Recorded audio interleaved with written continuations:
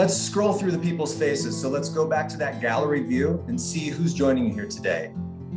Click on gallery view and scroll through the pages to see who's joining us today. You can see we've got 345 people in participation right now.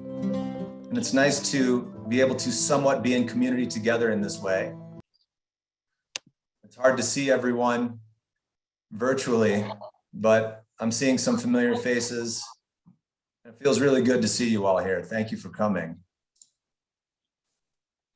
What we'd like to do then now is something that we're going to try to mimic what we would do in person, which is I'm going to ask you to come off of mute. So turn off your mute and just say hello, and we'll give a sort of raucous, cacophonous welcome. So feel free to come off mute and just say hello. Hello, everybody. Hello. Hello. Hello, everyone. Hello. Joanna.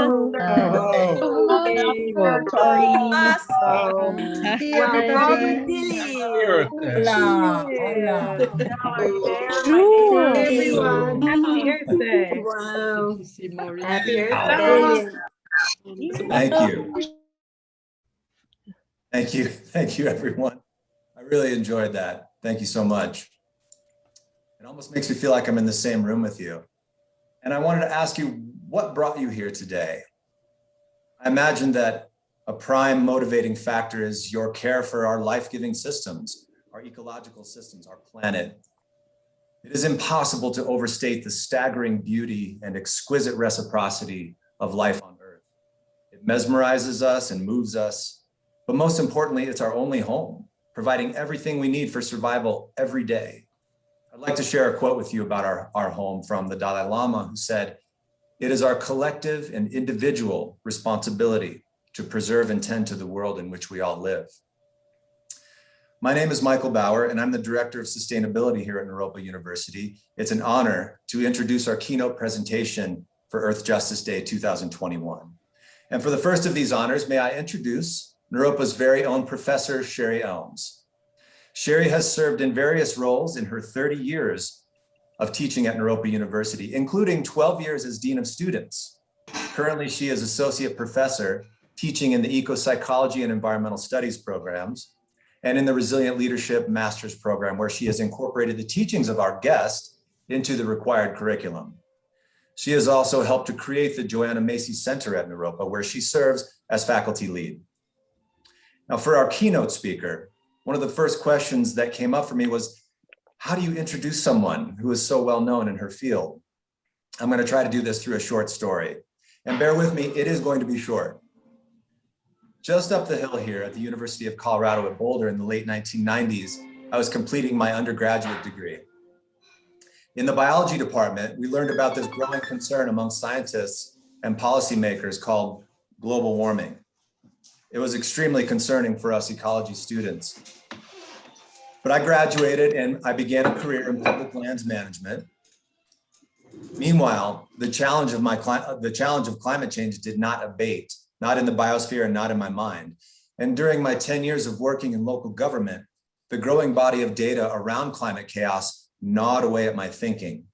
Eventually, I felt inspired and compelled to investigate what it was that I could do. What was my part in this?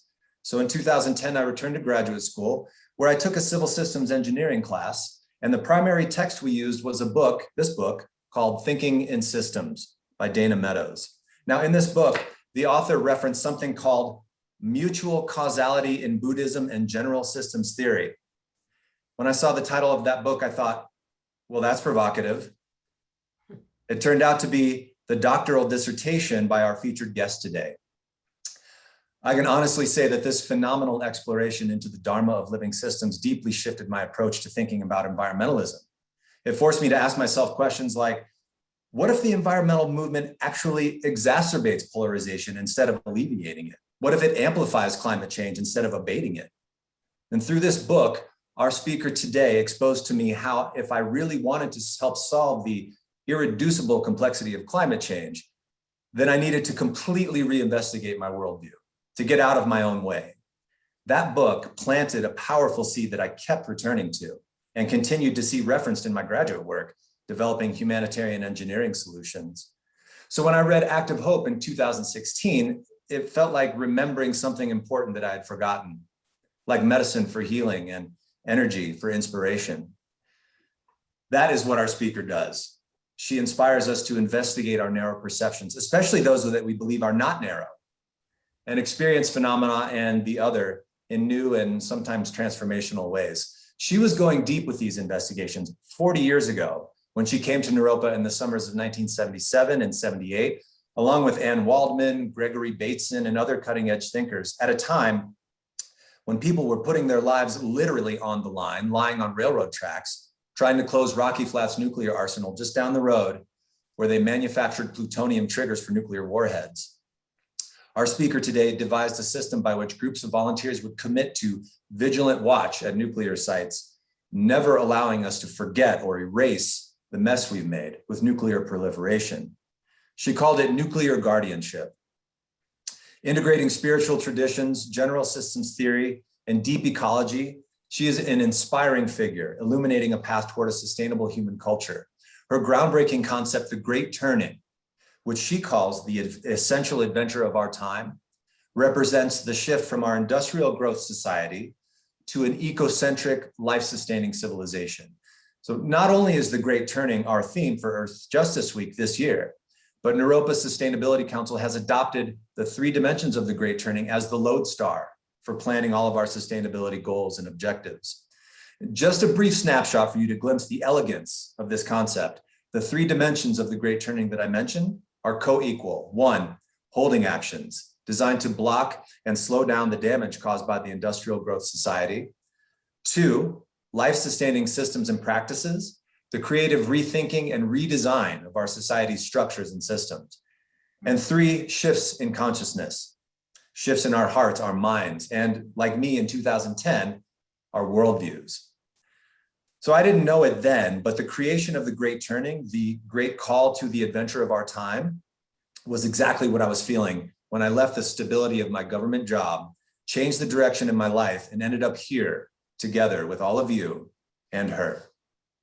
She's been a visionary in environmental and social activism for more than 6 decades and is the author of 12 books, some of which are required texts or required readings in both undergraduate and graduate courses here at Naropa, including Act of Hope, Coming Back to Life, and World is Lover, World is Self. Folks, our speaker today has been Naropa's Frederick P. Lenz Scholar. She was the keynote speaker at our Radical Compassion Conference, a regular visiting instructor in the Resilient Leadership Master's Program, and our keynote speaker for Community Practice Day. And she returns to join us right now for Earth Justice Day. We truly consider her part of the Naropa family. Friends, I ask you to please warmly welcome her back to Naropa again, Joanna Macy. Oh, Michael, thank you for helping me feel even more at home here in Naropa than I already do. And it's so exciting for me at this moment to be here on and gathering with you around so many different places in this Earth, this 21st celebration. Is that it? No, 71st celebration of Earth Justice Day. Earth Day, now Earth Justice Day. And to reflect together on the guidance and strength that we find in the Buddha Dharma. That's what I want to do, because I think that there is much more fuel there in the early teachings of the Buddha than most people realize today. And so I want to focus, as you know, on the reciprocity. And this is a term that we wanted to keep bringing forward in terms of the Buddhist worldview, that it is non-linear, it is reciprocal, our relation, and our relationship between self and society is mutually influential. It is reciprocal, that the concept and acts and thinking and wishes and habits present in the self have an influence on society, and that the nature of society also, of course, influence that. It's a reciprocal, nonlinear, give and take relationship, which is, of course, true to the essential character, the essence of the Dharma, which the Buddha himself said was paticca samutpada, praticca samutpada, reflecting the Mahayana pronunciation. So I'm really thrilled about our program today because I'm going to talk for a bit, and then you are going to be treated to a dramatic presentation. And then I have some more things I want to call to your attention. First, I'd like to say that the Buddha, as many of you know, spent his teaching career, which was long and fine, almost 60 years, in the monarchies, growing up in the vast plain of the Ganges back then in the 6th century before the Common Era, monarchies of Kosala and Magadha, and they were expanding. And they would soon wipe out the tribal republics that were to the north of them, right along the southern flank of Nepal, in the foothills of the Himalayas there. Now, the Buddha, Gautama Siddhartha, actually grew up there. He grew up and spent his childhood and early adulthood in one of those tribal republics until he left on his spiritual quest. And these are worth a word for. I want you to realize some things because you will hear echoes of them in the presentation we're bringing you. These tribal republics, and they're tribal, so they were bringing some ancient traditions. And there has been discussion, at least when I was keeping up with all the latest scholarship up there, that some of which matriarchal, that these were self-governing, and they were ruled, that governed themselves by an assembly that met. And this assembly, the name for it was Sangha. That's where you first hear that term. And his father, which in mythic forms later was presented as a king, was actually one of the men of the culture, of the society there, that was a participant in this ruling Sangha. Now, when the Buddha came down and was teaching in the plain of the Ganges, when these monarchies were growing, cities were growing, power was growing, centralized centers of power, that the culture there greatly reflected the linear top-down view of power that was endemic to Vedic religious culture, as well as political power. And so that there was always throughout, if you watch it, there's conversations and discourses that reflect the tension between Praticca Samuppada, this reciprocal view of causality of the world, of reality, and this top-down power over view that was baked in to the culture through the ancient Vedic teachings and the Brahmanic rule of the Brahmins. And a key to that was a concept called the great person, the Mahapurusha, who that reality and certainly humanity arose from a great human-like form, huge, and the head of that Mahapurusha, or great person, that became the Brahmin caste. And the arms became the warrior caste. And the body core and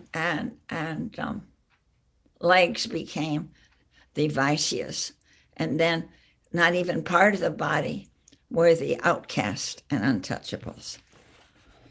So that this was, so the notion of major divisions of the humanity were seen as divine, as essential to reality. And I will bring this out later, but this we're about to share with you this a dramatization of a sutra, which is one of the main discourses from an early discourse called the Ever Beginning Discourse, or the Aganya Sutta, where the Buddha, and here he's talking to two of his followers who are Brahmin, came from the Brahmin caste, who would consider themselves in a way superior to all else. There's the closest to what is sacred and divine. And he's telling them his understanding, or what he sees as the truth about how political and social divisions of humanity arise. They don't arise from some primal sacred act, but they evolve. And they evolve from the interactions of folks, the beings. And it's what individuals do and how that's reflected by the world around them, and how the world around them affects again what the people do. And so that reciprocity, also called interdependent co-arising, is how things work. And doesn't say what those two monks or bhikkhus, we call them monks, but the original term is someone who has a share. The bhikkhu means, and bhikkhu, a sharesman, or bhikkhuni, a shareswoman, someone who takes a share or plays a part in the community. But what we have done and perhaps because the patriarchy still continues for millennia after that, certainly till now, is that we have put our notions of monkhood and monastery and what is spiritual and what you do as a person devoting yourself to spirituality, slightly removed from the nitty-gritty of society, or slightly removed from economic and political questions. We'll let that be solved by other people. That has nothing to do, as I'll point out afterwards, in the early Buddhist view of the relation between self and society. So here comes the Aganya Sutta, the ever beginning sutra, and this screen will be shared between the Buddha and the people of the time, the beings. They're not even people yet, they're beings. And I will not tell you who is the source of the many voices they will utter. Ladies and gentlemen, the Aganya Sutta.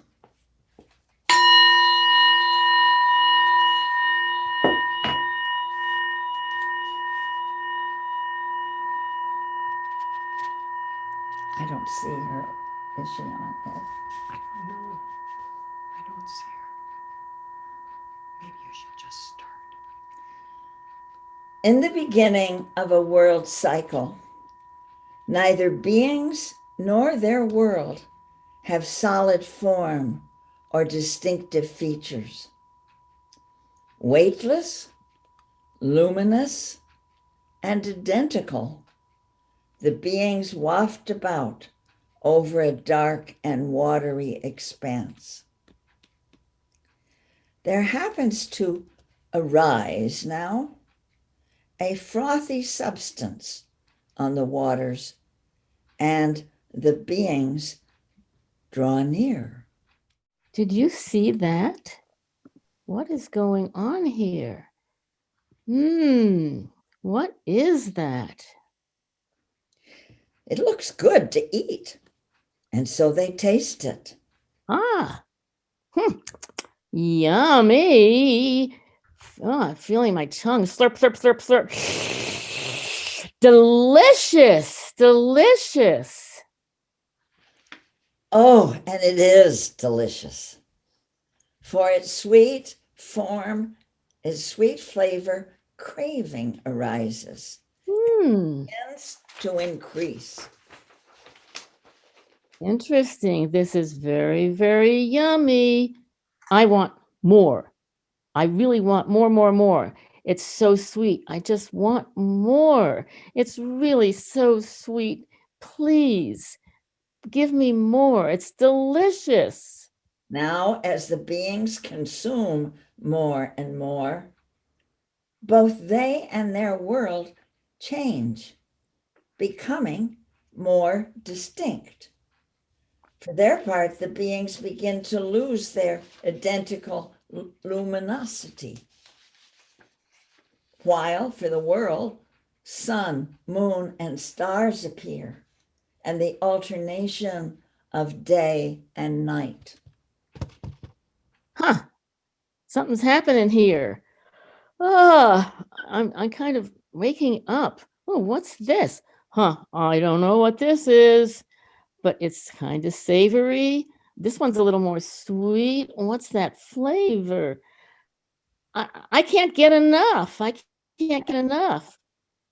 As the beings diversify in behavior, in appearance, so do they in appearance. And comparing mind arises. Ooh, look at how I look. I think I'm quite pretty. Hey, you look prettier than me. I don't know about this. You've got nice clothes and you're so slender. Ooh, I love your hair. I wish I had hair like that. Oh, they're all so beautiful. They look better than me. Yeah, but you think you're pretty. You're a lot prettier than them, don't you think? Well, I want my selfies to look perfect. Lips puckered and wearing flashy new dresses. Yeah, well, I want that too. I want to look like those influencers on Instagram. They have the best lives, don't you think? Well, maybe. Hey, wait a minute. I have it figured out. You see, I have my spiritual studies. I'm really advancing quite quickly. Well, I have a degree from a university. Obviously, I have greater understanding than you, so you should probably all of you just listen to me. And then, as quickly as pride and vanity arise, the savory froth begins to disappear. Soon it is all vanished. Huh? Where did it go? Oh no, the savory, it was so good, and it was so sweet. Oh no, what has happened? Now it's all gone. I don't understand. Where did it go? With disappointment, the craving grows. The beings bewail each loss. Oh, it isn't working. It used to be so delicious. I remember that salty flavor, the savor of it. I want it again. I wish it were back. I remember that too. It was so tasty. It was so good. In place of the vanished froth, the earth is now firmer, and soon mushroom-like growths appear. And when they do, they're just as sweet and savory. Yum, yum, yum, yum. These are really, really good. They are so delicious, these little spongy, mushy morsels. I'm going to get stronger. And I already feel stronger and more beautiful as I eat these little sweeties. And just as the creatures are being changed and fattened up by the mushrooms, their craving intensifying, the new growths begin to disappear. Oh no, wait a minute. Now those beautiful mushrooms, now they're gone too. Oh no. I wanted them so badly. I wanted them more. I didn't want them to go away. Where did they go? Soon on the earth that is firmer now, vines begin to appear. And these vines are tasty too. What's this? Vines. Wow, they're delicious. Gosh, I'm feeling good again. I feel strong. Actually, I could do anything. These are really powerful. And whoops, oh no, it's gone. They just left. Where did they go? They were right here, and now they disappeared. The vines. Please, please come back. Oh, wait a minute. What's this? Ooh, rice. Ooh, so sweet and so savory. This rice is wonderful. It's delicious. With every new growth, the beings crave and eat, growing more substantial and diverse. At each stage, their use of the natural world modifies it, engendering more solidity and new forms of vegetation. And with each usage, as the beings begin to devour them, the vegetation alters as well, developing more and more distinctive features. In this interaction, both creatures and the world progressively differentiate, each gaining in solidity and variety. This is getting interesting. I'm beginning to notice some other beings. Huh. Look at this. Some of them I like and some of them I don't like. They're kind of weird, some of them. Some of them are short and some are tall, some are dark and some are light. And I don't know what to think. Some are fast and some are slow. When the rice first grew, it was without husk. And after being harvested, it would grow again in a day. Well, one day, a lazy person, to save effort, decides to harvest 2 meals at once. Oh, I don't really want to work this hard. I think I want to chill out. I like my hammock. I want to hang out in my hammock. It's too much work to go out every day when I could just lay around. So I'm going to go out and get rice for 2 days at a time. And then I can lie around in between. I don't want to have to go out every single day. I'll get it all at once. And soon all beings are harvesting for 2 days at a time. And then, 4 days at a time. And then 8 days at a time. So I'm going to keep my pile right here next to me. This is mine. This pot of rice is mine now. So hands off. It's for me. I had to work hard to get this. And so this pile is all mine. It's precious. As people begin to hoard, the rice changes too. Husk appears around the grain, and the rice doesn't grow right back. It stands there as dry stubble. What to do? What to do? Well, I know what I'm going to do. I'm going to fence off my land and set up some boundaries to ensure my private source of food. And that idea sure caught on. Bang, bang, hammer with a hammer, zang, zang, cutting with my saw. You bring a board, I'll bring a saw. I'm going to grab some mud, you bring some clay. So when it rains, it won't wash away. This way I can keep what's mine. Hey, can I have some of your rocks for my wall? Well, I'm going to need some sticks and rocks. Well, maybe I can get some over there. From there, you've got some sticks over there. Well, here, you can have some of mine. Yeah, we're going to build a wall. I am building a wall. Everything becomes a possession now. Even the stone and sticks for the fences. It isn't long before a greedy one takes rice from a neighboring plot. Now, be quiet, but my neighbor doesn't know that I'm doing this. When she's not around, I'm going to sneak in there and I'm going to get some of that really nice rice that she has, and I'm going to put it in my yard.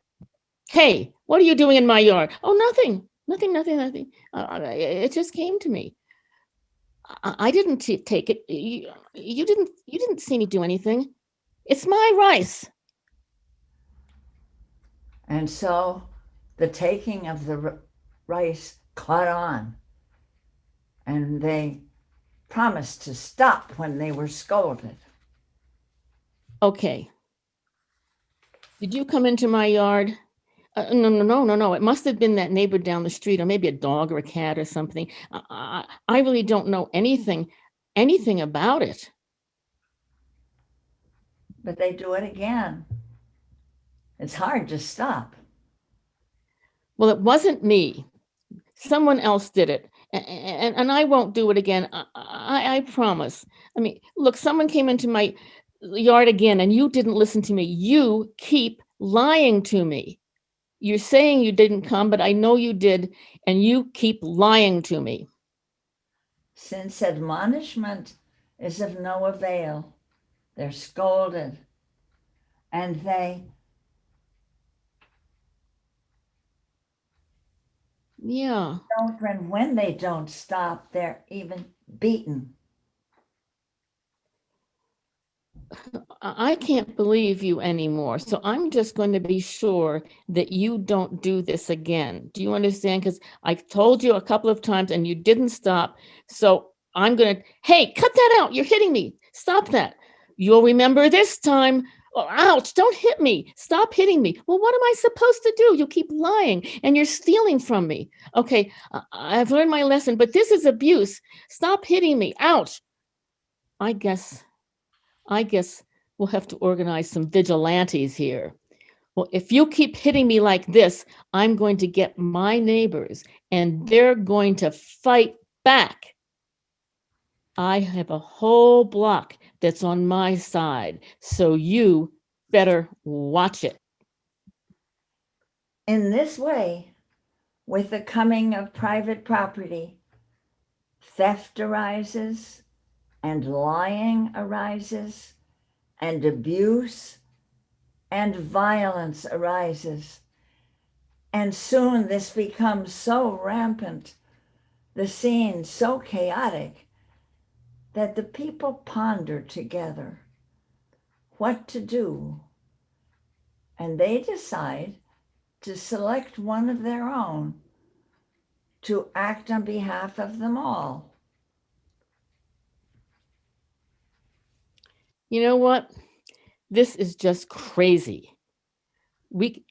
This is enough. Enough is enough. We need some law and order. So I got an idea, everybody. You know what we can do? Let's choose somebody and we can pay with rice and get them to take charge and see that those things are done in a fair manner. So the people decided to select one of their own to act on their behalf, to be wrathful when wrath is right, and to censure what rightly should be censured. And in return for this service, to receive a portion of rice. And so arises the Mahasamata, the great elected one. And with his oversight, her oversight, order prevails. And so, my brothers and sisters, this is how kingship originated, and the warrior class. And so evolves by the assumption and differentiation of roles, and then the other major classes of society, the Brahmins, Vaishyas, and Sudras, dividing people into class and caste and outcast. And these castes, they derive from no divine plan, but develop from the interactions of beings like ourselves. These divisions are not sacred, but circumstantial in origin.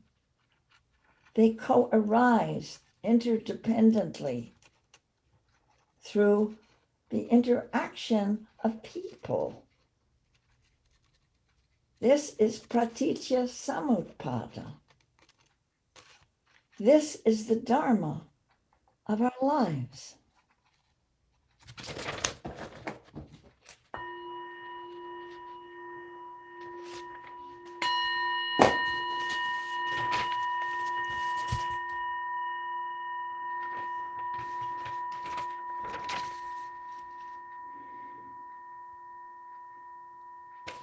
I want to say that early commentators on this sutra reflected that they felt that the Buddha must have been talking with some degree of humor or tongue in cheek, because he would never in his life have claimed to know anything that he hadn't experienced himself, that we cannot experience. He rejected metaphysical questions as to, is there a God or not? Or what will, can we live after our death, have a life after our death or not? Questions that he couldn't experience in this life, he rejected, and some felt that he wasn't, since other teachers would proclaim this, how could he compete with them? How could he be an equally a wise and valuable teacher, but he would say we must restrict ourselves always to what we can know by our own experience. We know our suffering, and I can guide you to how we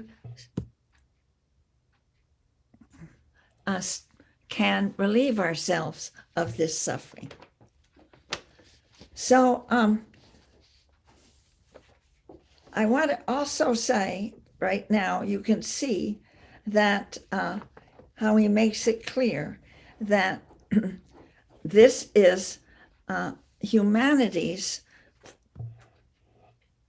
first. No, you might not know this, so I think this is thrilling. And Bengali historians, there are a whole bunch of political scientists in India, even in this generation, who are studying this and recognizing, and the practices he used in his Sangha, in his order, that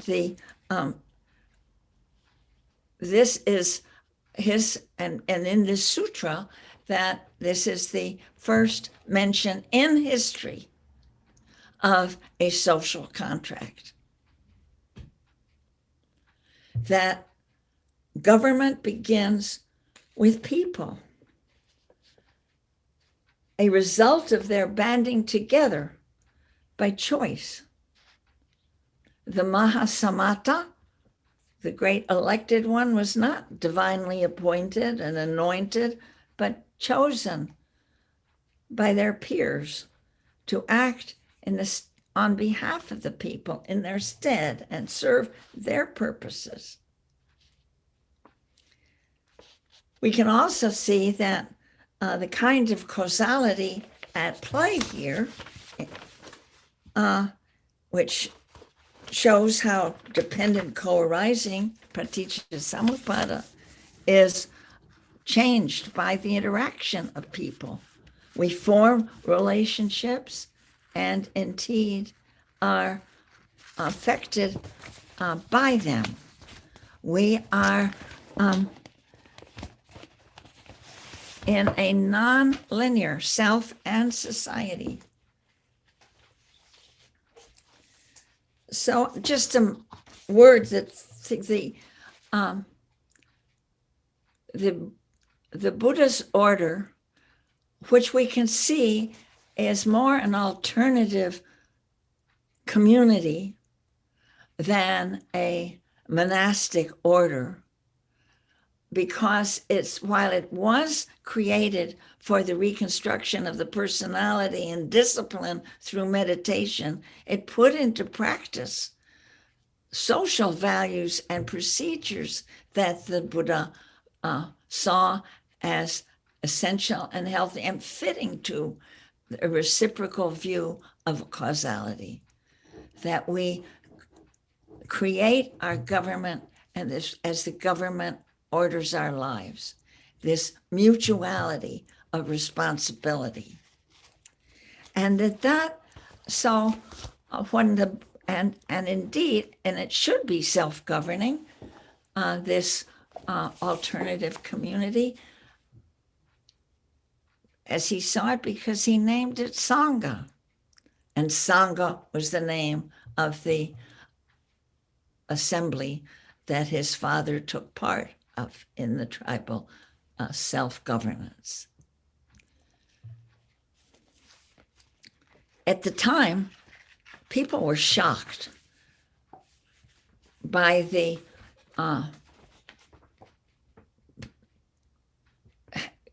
composition of this Sangha. He let anybody in. They said you wouldn't believe it. They were so runaway slaves, soldiers, military gone AWOL, dark-skinned people, the merchants, commercial ones, traders. It was, and that social acceptance, that social openness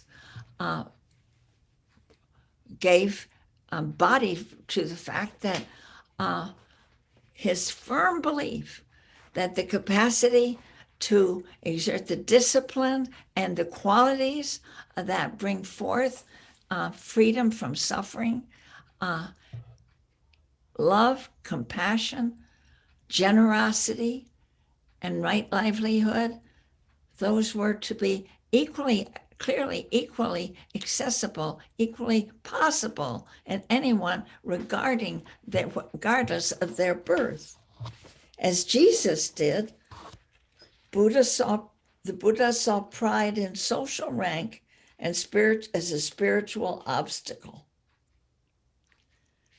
He is quoted in the Ambata Sutta as saying, whoever is in bondage to the notions of lineage or birth, or pride in social position or connection by marriage, is far from wisdom and righteousness.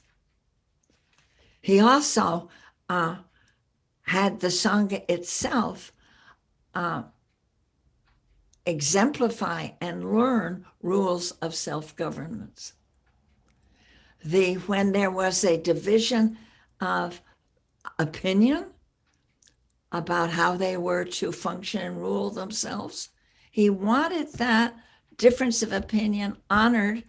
That it was more important, that diversity of views, than all having to agree.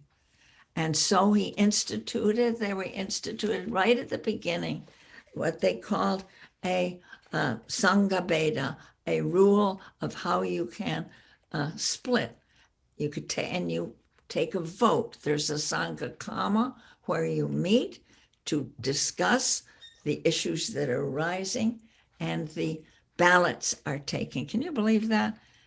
I think it's wonderful to recognize this aspect of the tradition that has shaped so much and inspired so much in the Naropa community, and has the same respect for diversity right there in this community. And that these ballots are the first, this reference to there in the Sangha Kama, their voting on issues is the first in the history of our planet, the mention of voting. Wow. And when they have decided that they are too diverse to hang out together, there's no rude words, or so they simply say, okay, well, I want to live this way, and they go down the road a piece and make their own community. So this respect for alternative views is beautiful and important for us in this time. Oh, to 1 o'clock? Yes, I'm helping. I want to just say in the Buddhist Dharma and Sangha, we see the kinds of economic concepts and practices, as well as political ones, that should rule if self and society are seen as interdependent. And we see them at work in the values of non-attachment, generosity, and self-righteousness. I went and worked for a year with the Sarvodaya movement in Sri Lanka back, well over 40 years ago, but had a great importance because there I saw in the 20th century these same values put to work. It was hard for them to sustain in the civil war that soon swept Sri Lanka for a long time, for 13 years. But at that moment, they were being put into action, and that the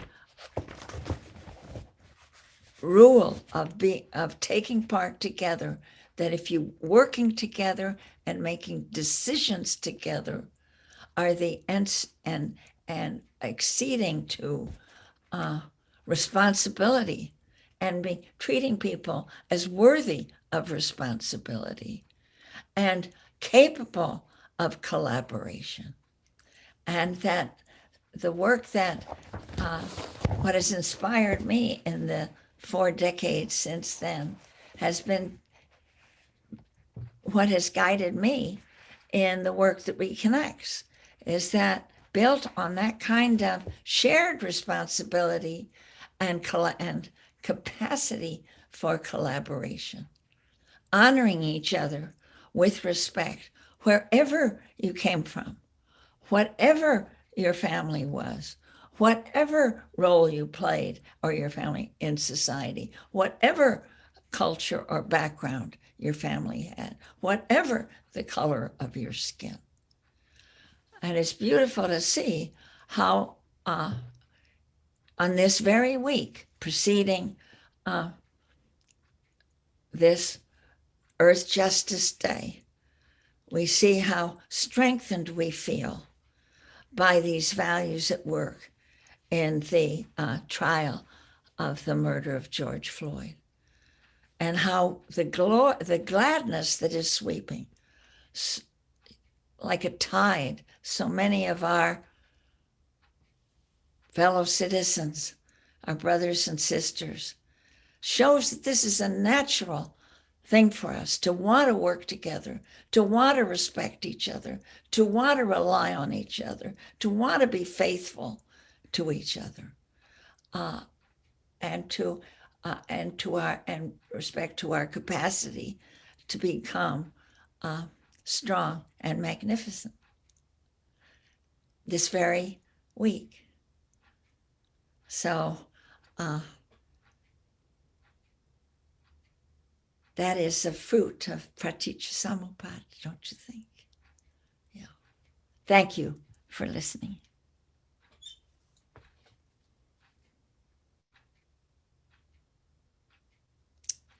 Thank you, Joanna. Thank you, Sherry. Now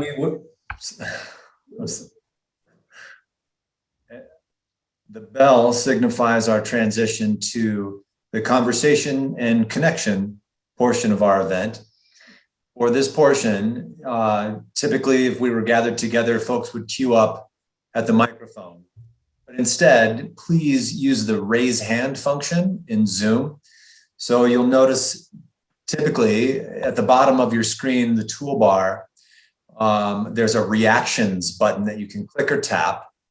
And in that button, there will be an option for raise hand. You can also post your comments and questions in the chat now. The chat is open. And let's begin with our first question. I could see.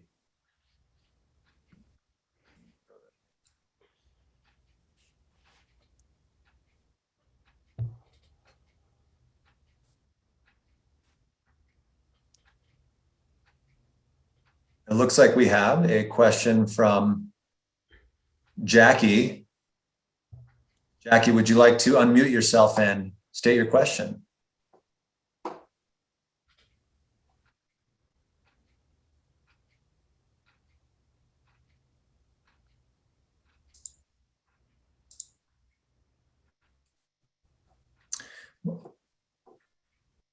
While Jackie is working on her, we'll come back to you, Jackie, for your question.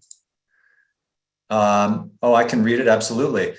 The question from Jackie, Joanna, is what happens when we run out of space and resources, overpopulation, and don't have the resources or opportunity to just go down the road and start a new community after differences in the first community? That's a question from Jackie. Thank you for that question. That's a good question because it describes the situation in which we all are, so that we can do, in a way, what we're doing right now is recognizing our mutual belonging across a distance. We're being certainly, when that situation obtains, of course, we are happen to be now greatly aided by the technology that is developed so that we're able to talk together across the miles. even see each other. So, but this is a challenge. How do you do? But we do it the way taking recourse in the which when the Buddha told people to meet in concert, and he said the Buddha Dharma will be able to last as well. And I didn't quote that in the full, but as long as people can meet together in assembly, in concert, to talk about their problems. And but when they can't, we do what he also taught with equal emphasis, and that is you cultivate your own mind. You turn your attention to what is happening in the rumpus room of your mind, the chaos there. You learn to calm it down through attention, mindfulness, through attending the mindfulness of breathing in and breathing out. So that's your own private activity, but it's a private activity that links you to every other being. His very first practice that he gave was mindfulness, anapanasati, mindfulness of breathing in and breathing out. You can't do that by yourself. You need to be in a world with oxygen that's interdependent with all the trees and with all the plankton. We are totally interdependent with the rest of creation in the very act of breathing. So that is, we still can celebrate our interbeing, as Thich Nhat Hanh put it, our collective nature of our existence, even when we're on a desert island. And perhaps some of us have felt that way a little bit during this pandemic of the isolation. But the very, it's so exquisite how I'm thinking that act of breathing, when I'm in a group and we're enjoying that capacity of breathing together, I sometimes the words come to me that we are being breathed. We are letting ourselves be breathed by life. So the interdependent, collective, collaborative nature of our existence is present in our very blood, in our very lungs, in our very breath.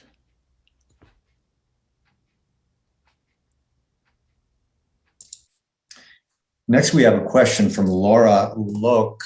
Would you like to ask your question, Laura?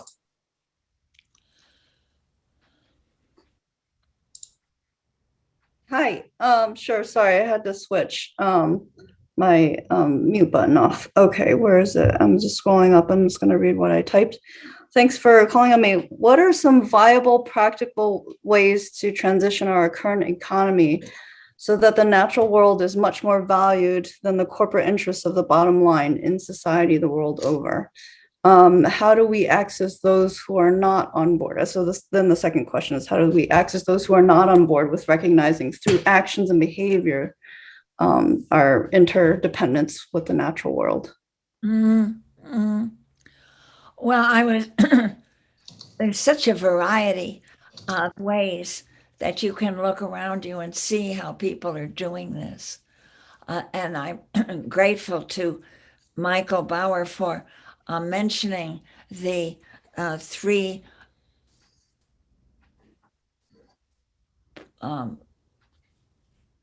aspects of the Great Turning, the movements, the tripartite, the three parts of this movement. And one is what you are doing to stop the destruction of the fabric of life. and those are political, all the, whether it's the New Green Deal or whether it's the actions to stop the civil disobedience, often direct actions to stop the pipelines, to take action against fracking or the mining of crude oil or any kind of oil, and then the fostering, and the second, building the foundations of a planet life restoring and life sustaining society, and that these involve bringing in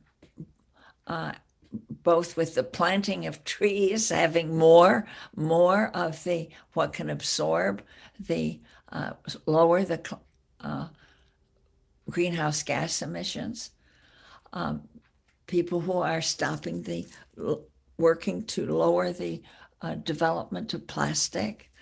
So all those actions that can, that's in the first division, but that can help build a green, life-sustaining society.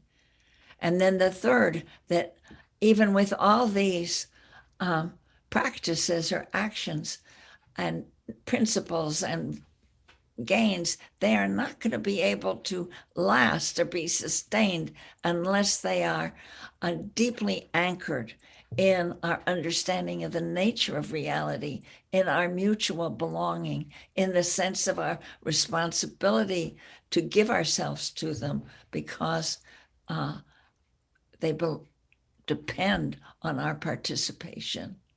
And that's the third of the shift in consciousness. These three aspects of the great turning. So right now, you imagine how much they're being celebrated right now on this very day, but they continue throughout the year. And I think they're growing in strength and variety, don't you? And then what was the other part of your question? So there's so much to do. And also that things are growing. The power of what's happening at the local level is becoming more evident, where we can see that it has to, we can take action through our own community and through our own participation. I don't remember the last part of your question. Oh, so yeah, I think that kind of is like leading into maybe an answer for it, which is like we are the example to set for those. I'm guessing that might be a lead into it. The question is, how do we access those who don't recognize the importance of, as we do here all on the call today? Yeah, well, we're not gonna, we can only have control over what we do. And I think that this year, what moves me so much about what's been happening after, of course, it depends on if you don't, you've got to keep your eyes on where you get your information. And there, so much of the media is controlled by corporations. And if you depend on what you know through corporate controlled media, you're not as thrilled and excited as I get when you know where to look to see what people are doing and see what the alternatives that are being. And just recently, I'm just learning of what's been happening in the spread of perennial agriculture and how important that is to move from to keeping our soil and to because commercial agriculture is feeding into climate change hugely. Well, there's a whole new thing that I, in the last week, because a friend of mine is going to work with the Land Institute in Kansas, where they've bred in the prairie the first genetic grain seeds through genetic alteration, the first sort of prairie grains. And this preserves the soil, and this makes this huge difference in the climate.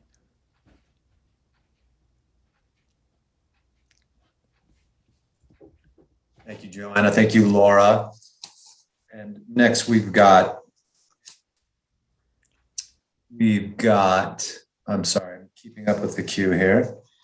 Olivia, would you like to ask your question, Olivia? Yes.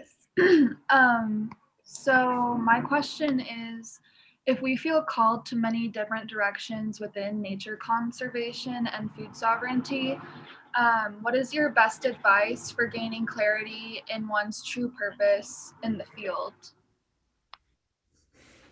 I think that's a question that can keep you puzzling for quite a while.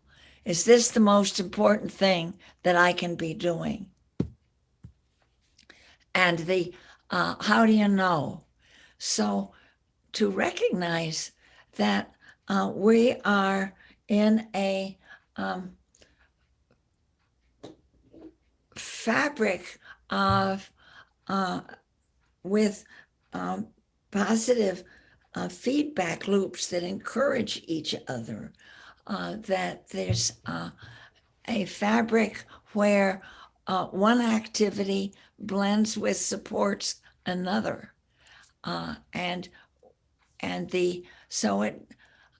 what you may not know what is the most important thing you've done in your life, but you know that if you stay open and stay committed and stay glad, then just be glad that you have the freedom and the motivation to take part in the healing of our world and to take great joy in that.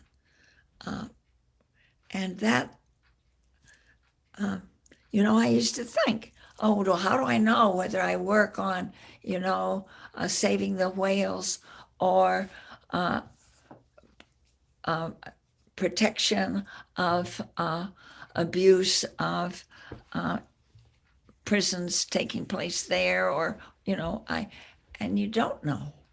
But what you can do is keep your eyes and ears open and take joy in the fact that you're able to give your heart, mind, and life, and to the extent you can give it. Many people don't have the freedom to do that, but you do. You're able to.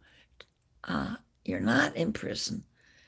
You're not locked down into a wage slavery that is eating up your time, or in debt, or what have you. Everything that you can do. I want to celebrate that I just learned that Greta Thunberg spoke today to the House Oversight Committee's Environmental Committee. And you can relish that and hold it in your mind that our people are speaking out as she has. Think of all the people whose names you will never know. We know her name, but there are hundreds and hundreds of thousands of high school students who have been marching and who have been acting in some of the most creative ways.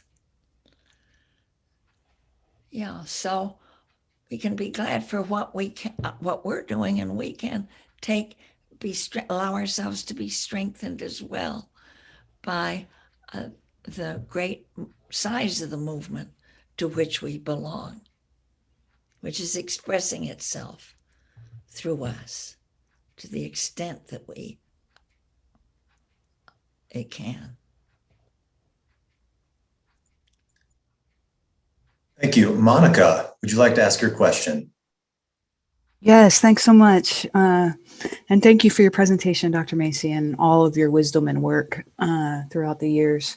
So my question is, if I'm wondering if you could say more about the significance of the nonlinear temporality and causality that you refer to in, I think, both the Great Turning and also the notion of mutual reciprocity, and perhaps tell us how that influences our potential to participate in discourses for ecological awareness and care.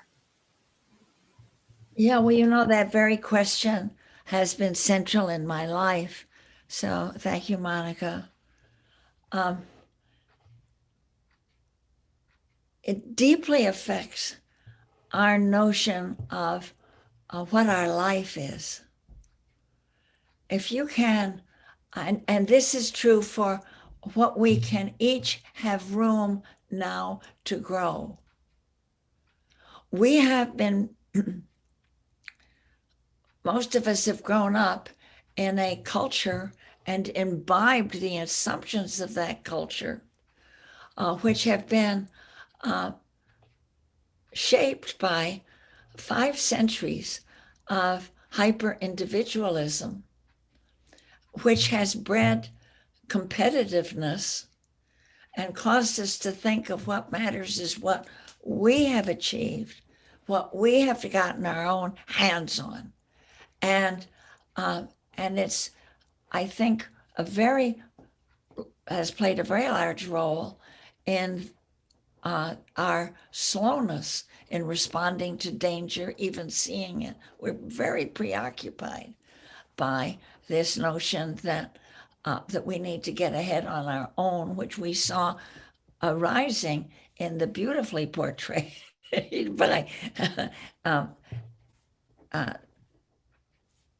in Sherry's wonderful portrayal of getting more of the rice. That how easy it is to have that grow up, and how so therefore how important it is to grow in your own practice, what you do with your own precious mind, grow the sense of belonging, of mutual belonging, of the fact that you are contributing deeply, so that you are both aware of what you're doing to damage with the bodies that you're taking part in, the companies, the jobs that you're taking part in, and but also what you are bringing, what you are doing with the precious gift of your attention. And that we can begin to see that we are growing in our sense of our collaborative existence, that we are by our nature enmeshed in a life that is, in a planet that is participative, that we are participating in something by simply being alive, and that can be directed, and that can liberate so much of our creativity to work together collaboratively toward common goals. And that as we act, if we can identify with the earth now, we're alive right at the moment that science has made it clear that this is a living system, our earth. And not just the mystics that felt this through the years, that they are part of the living earth, but it's also a scientific thing, and that therefore you can come to, when you grow that awareness, you can feel that your actions for the living earth are supported you feel the support of the earth coming in, that reciprocity is right there with a sense of joyous embrace and joyous energy flooding into you as that you are. And that's that commitment, that motivation grows. In Buddhism, that's called bodhicitta, that commitment to the beautiful whole of which we are a part. It changes everything. You're not trying to just outsmart other people or be the first one on the block to do this or that, but that you're part of a tide, and a tide is supported both by and through deep time of ancestors and future beings, and you're supported in that common task. That is, and that's a glory. And that if we fail, yeah, okay, so we fail, but we had a chance to do this dance together now. And that in itself, in this moment, is what matters. We'll never know if it's enough what we do, but we know that it's joyous and powerful for us with others to link arms, to finally stop measuring ourselves by how popular we are, but how beautiful is the task to which we're called. Wow, that's making me a little bit emotional right now. The next question up is L. Ziegler. Elle, would you like to ask your question to Dr. Macy? My question? What? Elle, you're on mute. Oh, yes, I'm sorry. I thought you asked her to ask a question. So yes, Miss Macy, thank you so much for being here today. I'm just interested in your experience with Rocky Flats and what your external approach was in engaging with them and making a difference. If you could just tell me a little bit about how you went about that. Well, it's a wonderful question to motivate. I hope it'll motivate you to find out what's going on now. It was actually I'm thrilled with what the nuclear guardians of Rocky Flats are doing. And what inspired them was, in part, I suppose, common sense and a sense of mutual reciprocity. But it was that I had, in an earlier generation, sort of a first stage of the nuclear guardianship project, it was that I was obsessed by nuclear waste and by the fact that government and industry had no answer how to protect the future beings, future generations, by even telling them about what was being left all over the place that would cause mutation, cancer, death. And they treated it as an embarrassing secret and hid it. Now, that's not, if you've created an incredible poison that will last, well, really longer than the age of Earth now because of depleted uranium, that you want to tell future beings what it is and where it's put so they can protect themselves and find out how to take care of it. And in the first generation of the nuclear guardianship thinking, which was I was involved with, was what do we need to do? Well, we don't keep it a secret, we don't hide it, and we don't try to do something hideously expensive because it won't work, like transmutation or vitrification. But it's a low-tech operation if we pay attention to it. See, what has motivated all the scientific answers to date has been, I must fear more, I think, I've never said this aloud before, but moral embarrassment, that people want to hide it.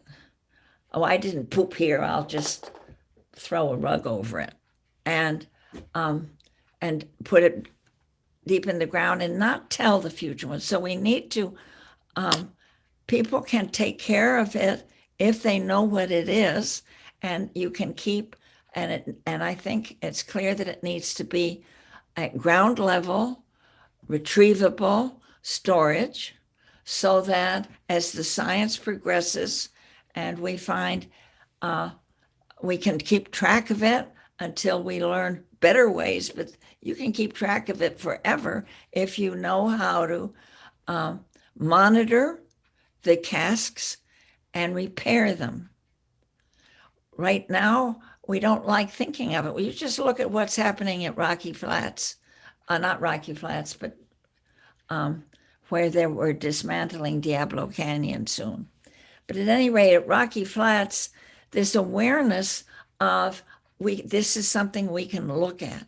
We can look at together and not pretend it'll go away. We have to dig, we have to restore the land deeply enough, which they didn't do, which the Department of Energy didn't do. The place that had many accidents strewn with plutonium. It was making all these plutonium pits, every single plutonium pit that went into our military arsenal. And that they did it in a hurry, and then they, to cover it over so that everything's fine, they turned it into a environmental, how does it say? What? A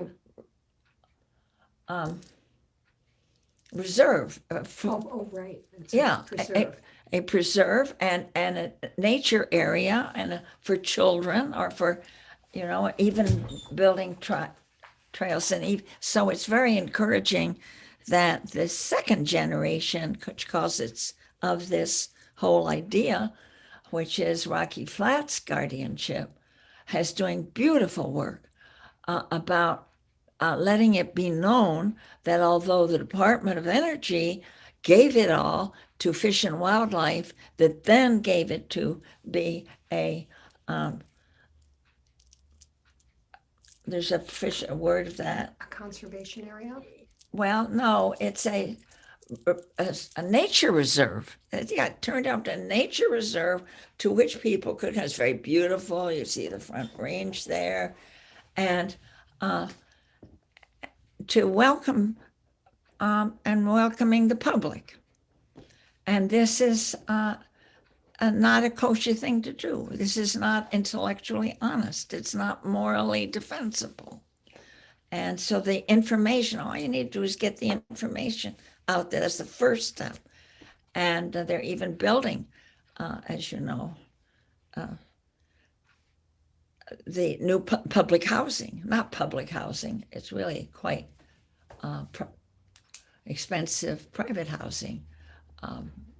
But so that it's active on every level, both with the soil, how you measure it, how you watch for contamination through burrowing animals and through prevailing winds, how you take that seriously, how you take it seriously that the young people will be contaminated by that. So I find that they have been, I just am excited about all that they're doing, for steps they're taking for protecting the communities. Of course, people who live around there are not thrilled to be informed about the dangers. If you've already invested in property, So I hope you will inform yourself, my dear. Yes, I guess I'm so thankful for your feedback. I was also interested, and I don't want to take up too much time. I just was like, other than our foundation of compassion and insight, it's like, how do you approach the people that actually are creating this situation with the nuclear challenges, how do you approach them in a way that is effective? It's just, I guess, getting them to be receptive to you or whomever.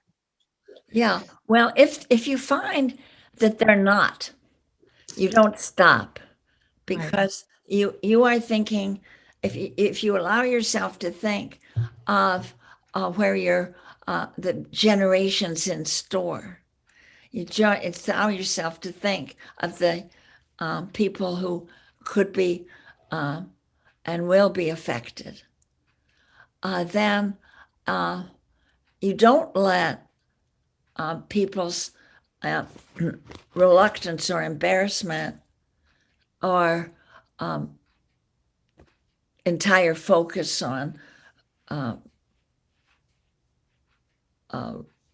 land value and the economic. If you let the economic issues of what they've invested in their house, or real estate values, real estate people will certainly not want to know this. But there are people, there are tragic cases that need to be known about.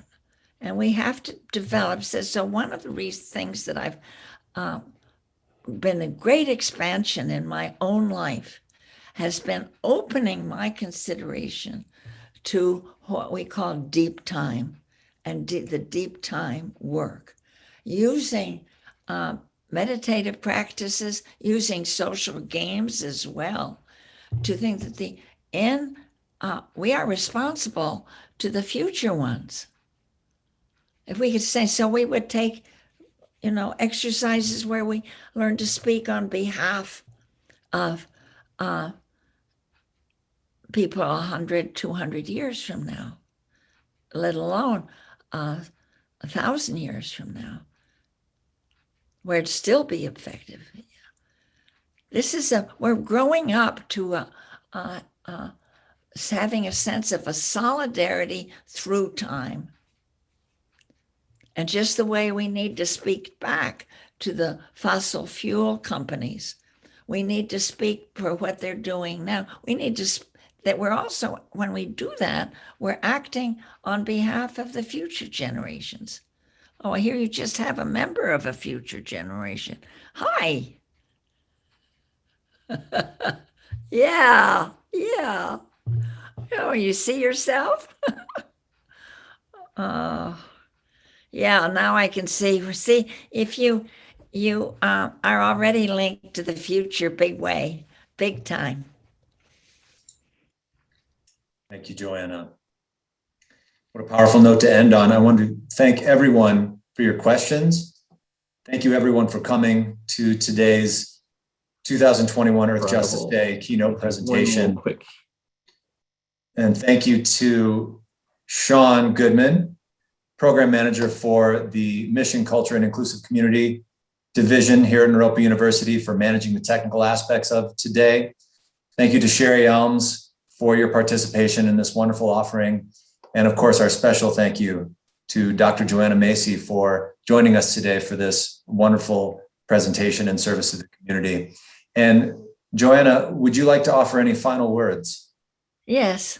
I want to thank you for your attention. I want to thank you for your interest in the condition of our world.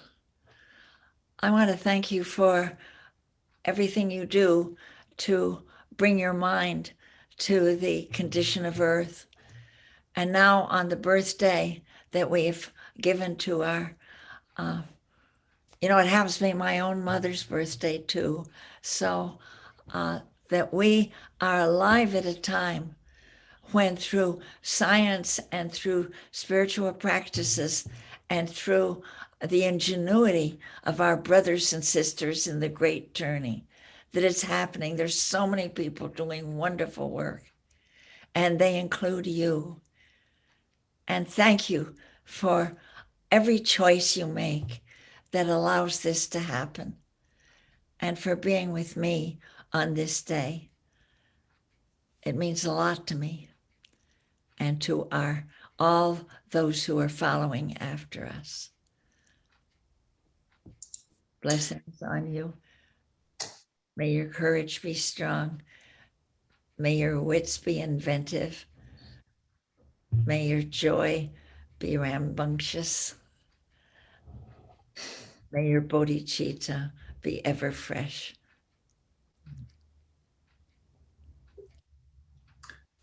Now let's end how we began, with a bow.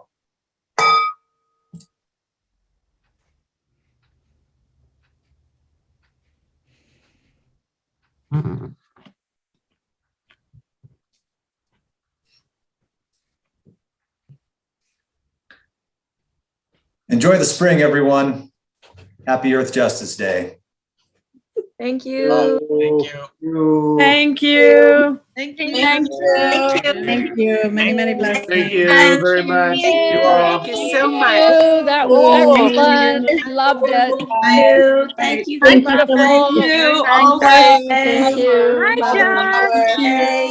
Thank you. Thank you. Thank you, Joanna. Bless you, Joanna Amazing. Macy. Thank you, Michael Bauer. Thank you, everybody, for helping. Thank you. Happy Earth Day. Thank you.